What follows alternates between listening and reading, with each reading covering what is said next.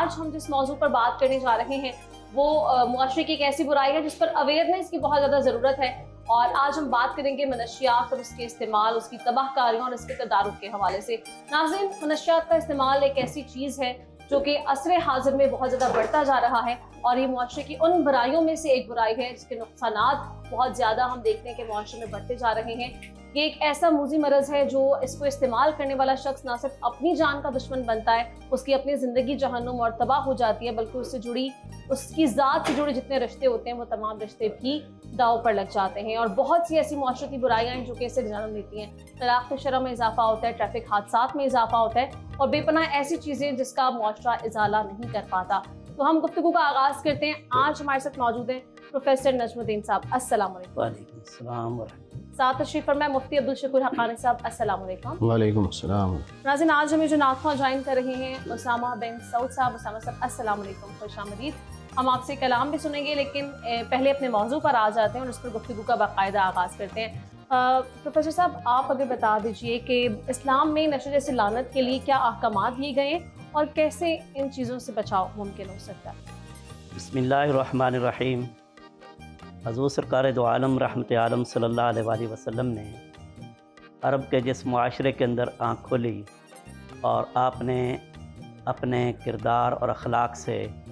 جہاں ان کی بہت سی برائیوں کو تبدیل کیا، وہیں پر ان کے اندر شراب خوری کی، شراب نوشی کی ایک بہت بڑی لعنت تھی، جس سے اہل عرب کو حضور سرکار دو عالم صلی اللہ علیہ وآلہ وسلم نے اپنی تعلیمات کے ذریعے سے نکالا۔ قرآن مجید فرقان حمید نے نشہ اور شراب اس کی حرمت کے لیے تدریجاً احکام نازل کیے، کیونکہ یہ نشے کی عادت یعنی شراب پینے کی یہ عربوں کی کٹی میں پڑی ہوئی تھی، اور اس کو یک بارگی ختم کرنے سے بہت سے نئے مسائل جنم لے سکتے تھے۔ لہذا اسلام نے، قرآن مجید نے تدریج کا جو اصول قرآن مجید کے اندر احکام کے نازل ہونے کا ہے، اس کو مد نظر رکھتے ہوئے سب سے پہلے نشے کی برائی کو بیان کیا، اس کے نقصان کو بیان کیا، اور یہ بتایا گیا کہ شراب کے بارے میں آپ سے سوال کرتے ہیں،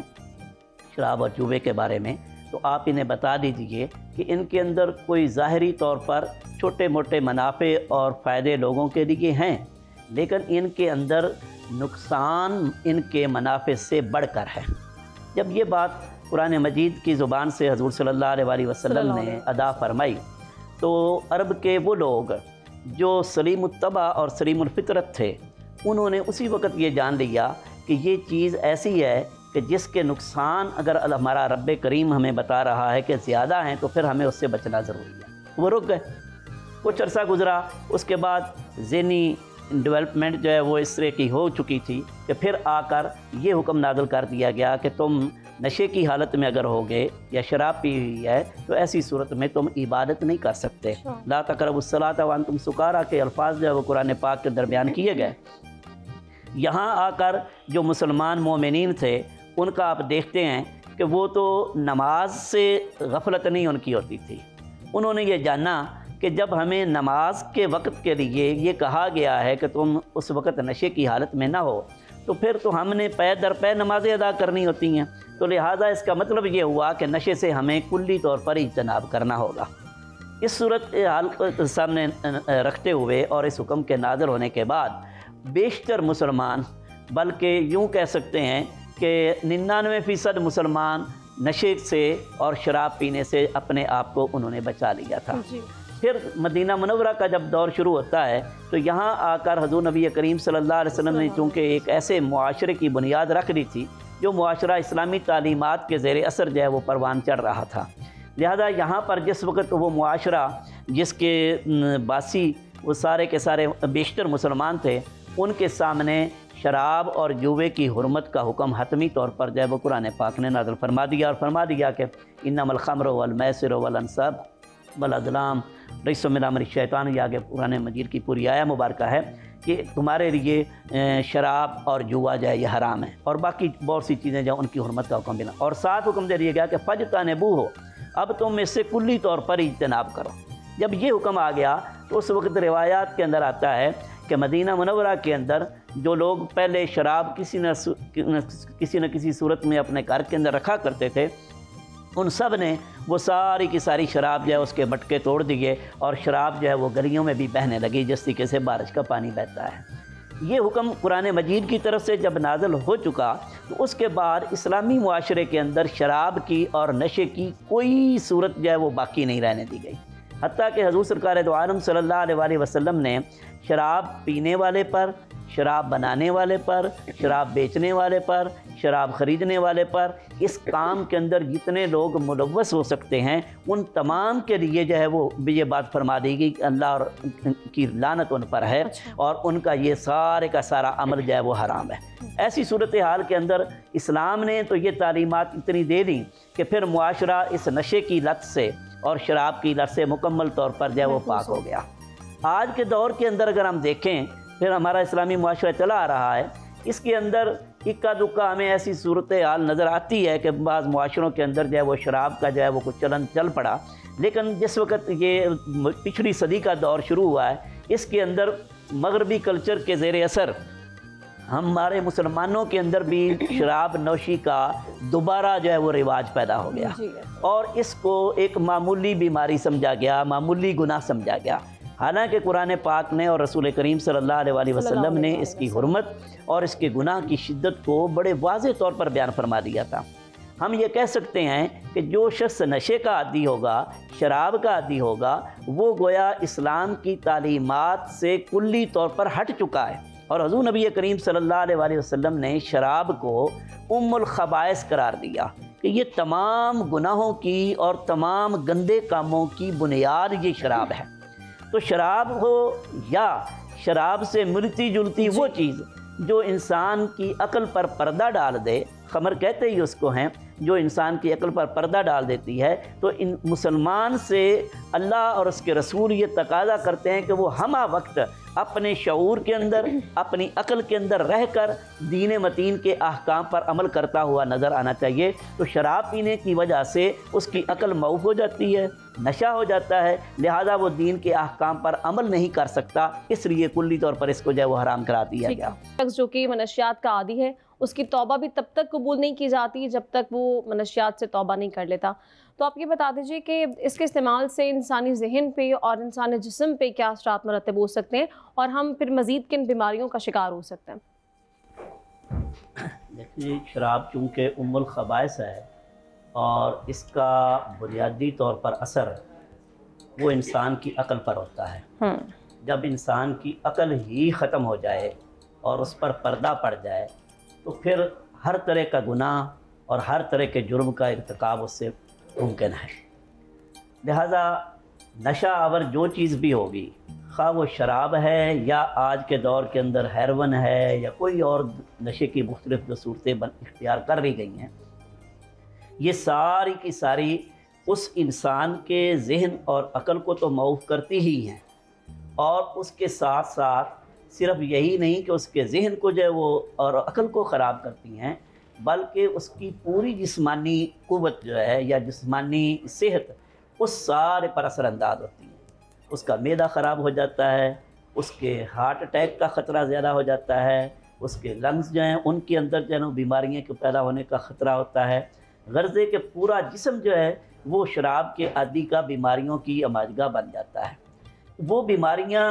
उसकी अपनी ज़ात तक तो हैं ही, उसके बाद उससे जितने भी मुतल्लिक़ा लोग हैं उन तक उसके असरात जो है वो बिलवास्ता पहुँचते चले जाते हैं। और वो सारे के सारे आप यूँ समझ लें कि वो जिस ख़ानदान और किसी मुआशरे की इकाई का फ़र्द है वहाँ पर उससे मुतल्लिक़ जितने भी अफराद हैं वो सारे के सारे उसके बद असरात से जो है वो मसमूम हो जाते हैं और उनकी सेहत, उनकी तबीयतें, ज़ाहिर है जिस घर के अंदर एक नशेई है उसकी देखभाल करने वाला अगरचे वो नशे का आदी खुद नहीं है, लेकिन वो उसकी कैफियत को देखकर उसके लिए जो कुछ कर रहा है उसमें वो अपने आप को हल्कान करता चला जा रहा है। उसकी तीमारदारी करने वाला, उसकी पास रहने वाला, उसकी ज़रूरियात को पूरा करने वाला, वो ख़ुद जो है वो तीमारदार ही नहीं रहता बल्कि वो ख़ुद बीमार हो जाता है। ऐसी सूरत हाल के अंदर जिस वक़्त एक नशे का आदी वो मुआशरे के अपने घर से निकल कर मुआशरे के दीगर अफराद के साथ अपने तल्लक की तरफ जाता है तो उस वो पूरा माशरा जो है वो मसमूम हो जाता है, वो पूरा मुआशरा जो है उस नशे की बद असरात से नुकसान उठाता है। आज के दौर के अंदर हमने ये देखना है कि ये जो नशे की आदत हमारे यहाँ पाई गई है, चाहे उसको शराब की असल शक्ल में समझ लें, चाहे अल्कोहल की शक्ल में समझ लें, चाहे अफ्यून की शक्ल में समझ लें, चाहे जो है वो हेरोइन की शक्ल में समझे, शीशे की सूरत में समझे, जितने भी ये सारे के सारे तरीके अडॉप्ट किए गए हैं ये सारे के सारे जो है वो हराम हैं इस्लाम की तालीमात की रूह से। इनसे बचना जो है वो हर मुसलमान के लिए ज़रूरी है। जिस वक्त एक मुआशरे का फ़र्द इन चीज़ों का आदी हो जाता है तो उसके असरात पै दर पै जो है वो फैलते चले जाते हैं। और आज आप देखते हैं हमारे यूनिवर्सिटीज़, हमारी जामियात, हमारे कॉलेजेस, खा वो मेल हैं या फ़ीमेल हैं, उनके अंदर नशे की लत जो है वो इस कदर पड़ चुकी है कि हमारे स्टूडेंट की अक्सरियत जो है वो किसी न किसी शक्ल के अंदर जो है वो नशे की आदी बन चुकी है। और उसकी वजह से ना वो अपनी तालीम को सही तरीके से जो है वो उसका हक़ अदा कर रहे हैं, ना मुआशरे के वो मुफीद रुकन बनकर जो है वो मुआशरे के अंदर अपने उस इल्म का जो है वो फ़ायदा उठा कर मुआशरे को फ़ायदा पहुँचा रहे हैं, बल्कि आए दिन जो है वो हमारी ये पूरी नस्लें जो हैं वो तबाह होती चली जा रही हैं। और उसके बाद असरात हम देख रहे हैं। और मुल्क की जो, जैसे मुफ्ती साहब ने फरमाया, जो मुक़्तदरा हैं, क़ुव्वतें हैं, उनको इस बात का ख्याल रखना चाहिए। खाली ज़ुबानी ऐलानात करके ये कह दिया जाए कि फ़लाँ इदारे के पास जो है वो हम जो है ना वो निगरानी के लिए जो है पुलिस को मुतय्यन कर देते हैं। पुलिस बाज़ औक़ात ख़ुद वास्ता बन जाती है उस नशे को फैलाने का। इसी तरीके से इसके लिए ज़रूरी है कि उनके ज़हनों को, नौजवान नस्ल के ज़हनों को इस बात की तरफ लाया जाए कि भाई हम जिस दीन के पैरोकार हैं, जिस मज़हब के हम पैरोकार हैं, उस मज़हब के अंदर ये चीज़ सिरे से है ही हराम। जब ये हराम है तो उसके आप करीब जाएंगे तो आपकी ना दीन रहा ना दुनिया आपकी रहेगी, आप दोनों जहानों के अंदर जो है वो तबाह व बर्बाद होते चले जाएंगे। इस चीज़ की ज़रूरत है। ये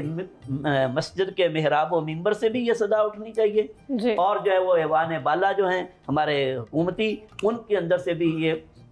इसके लिए मुकम्मल तौर पर पॉलिसियाँ वज़ा करनी चाहिए। और जैसे मुफ्ती साहब ने कहा, वो गैर मुस्लिमों की आड़ लेकर जो है वो शराब का चलन जो है उसको जारी रखने की किसी सूरत में भी इस्लामी स्टेट को इजाज़त नहीं दी जा सकती। इस्लामी स्टेट वही होती है जो दीन के अहकाम पर मुकम्मल तौर पर अमल करती है। जो चीज़ हराम है वो हराम है, खा वो जुआ है, खा शराब है, खा सूद है, उसको हीले बहानों से किसी न किसी तरीके से जो है उसको जवाज़ फराहम करना अगर हुकूमती सतह की तरफ से होगा तो इसका मतलब ये है कि वो तो पूरे मुआशरे के अंदर फैली हुई जो बुराई है उसका वबाल जो है वो हुकूमती ऐवानों पर जो है वो पहुँचेगा और मुक़्तदरा जो है वो उसकी ज़िम्मेदार होगी कि उन्होंने ऐसी पॉलिसियाँ क्यों नहीं वज़ा की जिनसे ये तमाम बुराइयों का सद्देबाज़। असरे हाज़िर में बहुत ज़्यादा ज़रूरी है